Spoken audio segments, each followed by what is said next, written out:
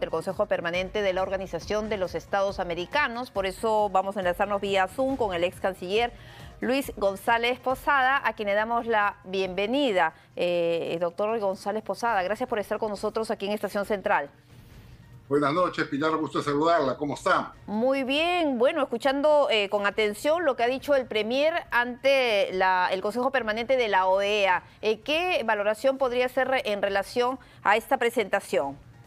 Bueno, me alegro mucho que finalmente rompan el silencio en que se habían mantenido durante casi 11 meses desde el golpe de Estado de Castillo, permitiendo con ese silencio que gane terreno una narrativa absolutamente falsa a la cual está respondiendo hoy el Premier, en el sentido que acá se produjo un golpe de Estado parlamentario como un presidente por ser serrano, por ser profesor y por ser pobre.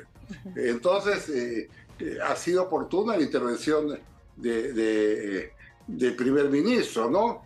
Y hay que hacerlo, siempre hay que hacerlo, no hay que dejar que avancen narrativas falsas. Se han dicho, Pilar, muchas cosas asombrosas. Que Castillo está preso sin resolución judicial, cuando todos sabemos que fue imputado por la fiscal de la Nación. Y ratificado además, ¿no? Y que todas las medidas de tutela que han presentado la defensa del expresidente han sido descartadas hasta allá en una instancia con el juez Checli. Claro, y además han dicho que no tiene abogados. Todos sabemos que tiene un batallón de abogados, entre ellos 2 extranjeros. Entonces, esta narrativa falsa circuló y tuvo una gran acogida. Caló y convenció a muchos, ¿no? Y sí, sabemos lo que ocurrió en las últimas presentaciones que hubo en los organismos internacionales, ¿no? Que el Perú no había quedado bastante mal.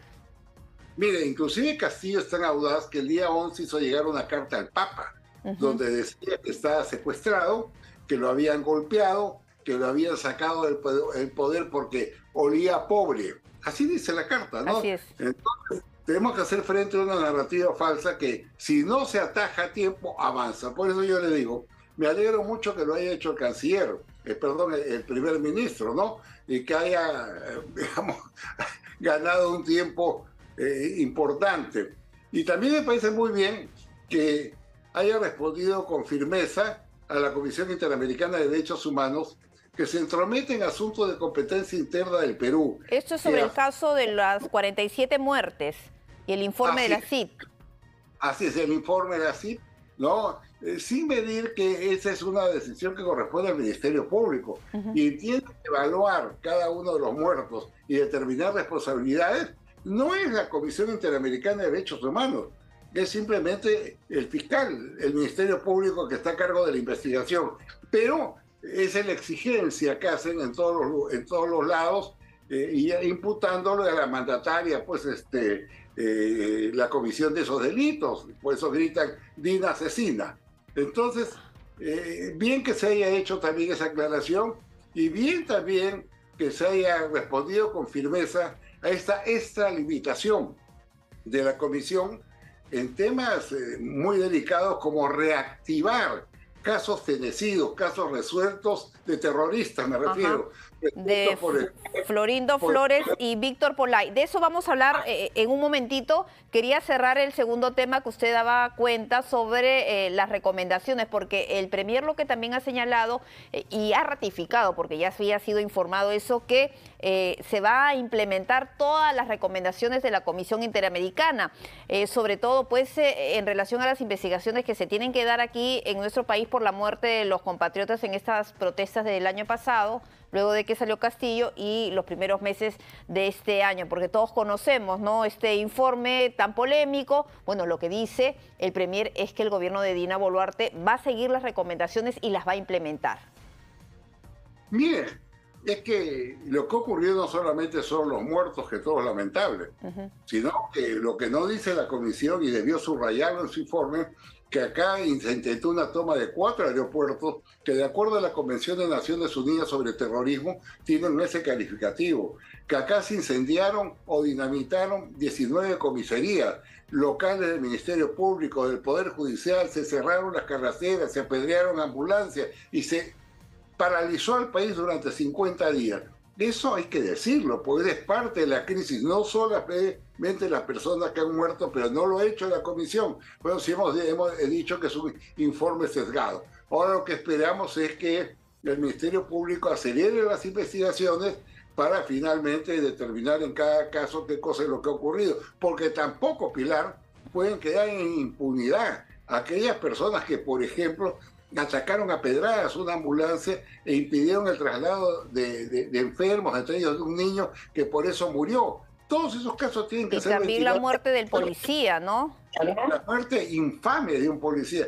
Yo lo que digo es que todos estos hechos, la comisión no los considera. Ellos se concentran simplemente en la muerte, tomando como base la imputación a la mandataria, dando a entender, pues oiga, de repente la señora Boluarte se volvió loca, la llamaban por teléfono y decía, está pasando esto, mátenlos. No hay ni una sola prueba. Por eso es importante que el Ministerio Público actúe con rapidez, porque en la medida que no lo haga, no circulará. Y para evitar que se siga politizando este tema, ¿no? Y que se sepa la verdad, si hubo excesos, que se identifique y que sean sancionados los responsables. Ahora, sobre ese tema, lo que él también ha dicho, el Premier, es que ya no se quiere más shows. Que ellos han declarado, que han dicho a través de las estrategias de las defensas, que es lo que declararon en una primera oportunidad, bueno, se haga valer para las siguientes para evitar más dolor y que se siga removiendo y reabriendo las heridas.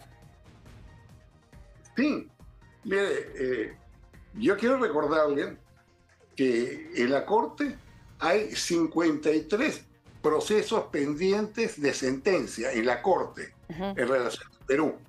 Y que hay además en la comisión 244 pedidos de admisibilidad y 124 de ellos pendientes de notificación. Es decir, hay un cúmulo muy grande o de resoluciones de la Corte o de pedidos de la comisión. Estamos pues ante un problema grande que se ha dejado acumular, se ha dejado seguir bajo el impulso de miembros de la Corte, de la Comisión, que han actuado políticamente más que jurídicamente. Entonces, ante esos estados, no solo es el caso, pues repito, de Pollay y de Florindo Flores, ¿no?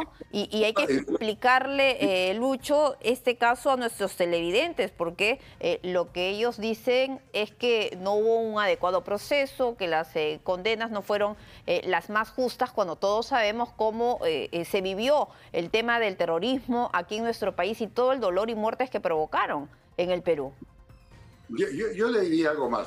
Quizás lo que ha faltado al Premier es denunciar ante la Asamblea General de la OEA las extralimitaciones de una comisión que cree que tiene licencia para difamar y para hacer lo que le da la gana en relación al país. Ellos no pueden hacer lo que están haciendo, pero lo hacen. Y con eso generan pues perturbaciones internas, nos hacen recordar momentos muy dolorosos para todos los peruanos y evidentemente vician el sistema jurídico interamericano. Yo agregaría que ha llegado el momento de reformular, ¿no?, el funcionamiento del sistema y el nombramiento de los magistrados de la Corte y de los miembros de la Comisión, porque evidentemente el actual sistema no está funcionando y lejos de solucionar problemas de una manera equilibrada, ¿no? ¿No es cierto? Lo está afectando. Ahora, mientras que en el Congreso de la República se está viendo diversos proyectos, diversas iniciativas para que nuestro país se retire de la Corte Interamericana, lo que ha dicho la máxima autoridad del gobierno peruano es que el gobierno de la presidenta Boluarte va a seguir reforzando su presencia del Perú en el sistema interamericano. A mí me parece una decisión correcta. El Perú ha sido uno de los grandes impulsores del sistema humanitario internacional, que no solamente comprende la Comisión y la Corte, sino la Corte Penal Internacional. Se han retirado del sistema dos dictaduras, como es el caso de Venezuela y Nicaragua. Allá lo que hay que hacer es darle pelea, enfrentarlo, denunciar. Y evidentemente eso no se consigue saliéndose de la Corte. ¿Sabes por qué? Porque además todos esos casos que yo le he mencionado, o sea, las 53 procesos pendientes de sentencia, los 244 pedidos de admisibilidad, ¿no?, siguen su curso y seguirán su curso un año más. O sea, si usted se retira mañana de la Corte, de la Comisión, un año más queda obligado y pueden presentar demandas y deben sustanciarlas en estas organizaciones. Lo que hay que hacer es dar pelea con claridad, con contundencia, con firmeza jurídica, en defensa de un Estado constitucional de derecho. Claro, se tiene que dar algunos ajustes, como usted ha señalado, para ver el tema de los perfiles, ¿no?, de los integrantes. Eso es una cosa, pero ya retirarse de todo el sistema interamericano, poniendo las cosas sobre la balanza, obviamente es su opinión que sería lo mejor que quedarse y fortalecer además la presencia de Perú ahí. Así es muy fácil decir, oiga, vamos de este organismo, no sirve para nada. No. Yo también le Claro, podría para decir, el tema de la pena de muerte, sobre todo cuando hay debates que se presentan o polémicas por situaciones dolorosas, ¿no? De violación de niños, de depravados que están libres o que van a la cárcel, pero con penas bastante benignas. Tendríamos que además cambiar la Constitución para poderlo hacer, ¿no? Porque con la Constitución estamos ligados a esos sistemas. Es como decir que mañana ya vámonos de las Naciones Unidas porque las Naciones Unidas han cometido el acto de barbarie, por ejemplo, de nombrar a Venezuela, que es una dictadura brutal, donde han salido 7.700.000 personas por la represión, por hambruna, por falta de seguridad o de trabajo, la han nombrado miembro del Consejo de Derechos Humanos de las Naciones Unidas, es decir, del más alto organismo mundial. Maduro es, en consecuencia, el supervisor del funcionamiento de derechos humanos en todos nuestros países. Entonces uno le provocaría decir, yo no puedo proteger esta organización, pero hay que darle la pelea interna porque el sistema es confuso, el sistema es muy cuestionado. Mire usted nomás, los 5 miembros del Consejo de Seguridad de la ONU, ¿no?, tienen la enorme responsabilidad de garantizar la paz y la no agresión militar contra otro Estado. Pero el primero que agrede es Rusia, uno de los 5 miembros del Consejo de Seguridad con derecho de veto. Ellos han atacado Ucrania. Bombardeado pueblos, hospitales, escuelas, centros médicos, y sigue la guerra hace 1 año, 10 meses, y ahí estás bien sentado Rusia con miembro del Consejo de Seguridad con derecho a veto. Ese es un sistema defectuoso que existe y que no se resuelve saliéndonos del organismo, ¿no? Claro, no hay nada perfecto, todo es perfectible, como se dice. Entonces, ¿cuál debería ser los siguientes pasos del gobierno para poder pues seguir consolidando y fortaleciendo esta imagen y seguir luchándola desde adentro, ¿no? Así es, hacer lo que recién están haciendo, digo, desde el 7 de diciembre, ¿eh? Mire qué mes estamos, ¿no? Informar, ir a los foros internacionales y decir realmente lo que ha pasado al Perú, qué ha significado el gobierno del Castillo, no solamente por golpista y corrupto, sino ha significado el que sectores radicales vinculados inclusive a Sendero Luminoso ocupen puestos importantes en el Estado. Entonces, si usted no explica eso, no da ejemplo, no da estadística, evidentemente la gente solamente escucha la parte que lo hace. Y ellos en eso son sumamente hábiles, porque inclusive tienen pequeñas portátiles que se movilizan en todos los eventos, 10, 20 personas que se asocian con nacionales norteamericanos, por ejemplo, radicales, y que los esperan a los miembros del gobierno con bombos y con gritos que son los que generan ruido, pero también atención de la prensa. Que es lo que ocurrió en la última visita de la presidenta Dina Boluarte a los Estados Unidos, ¿no? Donde le gritaron Dina asesina, en dos actividades que cumplió. En cada sitio donde va, lo espera una portátil. Se comunican, son 8 o 10 peruanos, todos forman parte de sectores radicales, por supuesto, que están conectados con grupos similares de otros países, se reúnen y comienzan la gritería. ¿Sabe por qué? Porque saben que eso jala prensa, eso cubre información. Y eso es muy importante que el gobierno lo tenga en consideración, porque a mí me da la impresión, por ejemplo, que el gobierno desconoce el enorme valor que tiene la información en un momento donde el mundo está intercomunicado, interconectado. Y lo han demostrado recientemente en la crisis del Oriente Medio, donde las informaciones han sido muy débiles, retrasadas, poco efectivas, ¿no? Cuando han debido ser reportes diarios para que conozcamos cuántos peruanos hay, cómo están saliendo, cuál es su situación. Pero bueno, ya eso lo están recuperando. Entonces yo le diría como consejo Es muy importante en la vida internacional de un país contar con una magnífica plataforma de comunicaciones que pueda llevar el pensamiento, las acciones de un Estado a la comunidad internacional. Más allá de las contrataciones, y recuerdo que lo hablé con usted, creo que cuando tenían pocos meses el gobierno de Dina Boluarte, ¿no?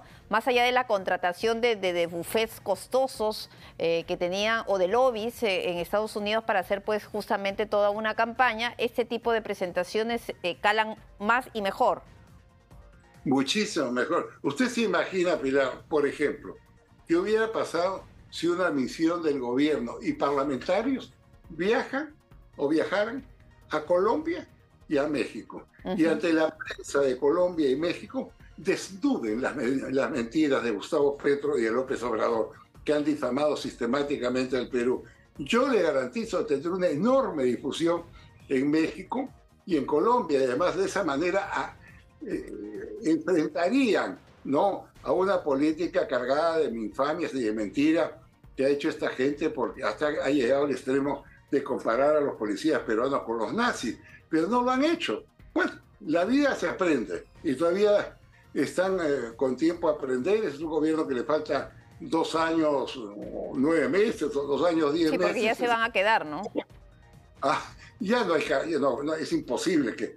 Esta propuesta que presentaron en el Congreso de los Parlamentarios es demagogia barata. Son congresistas que siempre han estado contra la Constitución, que han empujado por la convocatoria de una asamblea constituyente que sabían que era ilegal, y que ahora utilizan el viaje de la señora Boluarte para decir que ha infringido la Constitución. Ellos saben, ellos no les importa la Constitución. ¿Saben cuál es el problema? Que les dan tribuna. Ellos saben que ahí hay tribuna, se aparece en el hall de los pasos perdidos, un papel diciendo estamos pidiendo, ¿no?, el cese de la presidenta. Sabe que va a rebotar, pero ganaron espacio.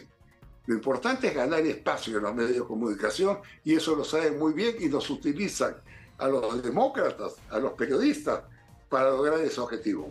Perfecto, Lucho, gracias por haber estado con nosotros. Conversamos con el ex canciller Luis González Posada y por supuesto muy importantes sus apreciaciones en torno a todos estos temas.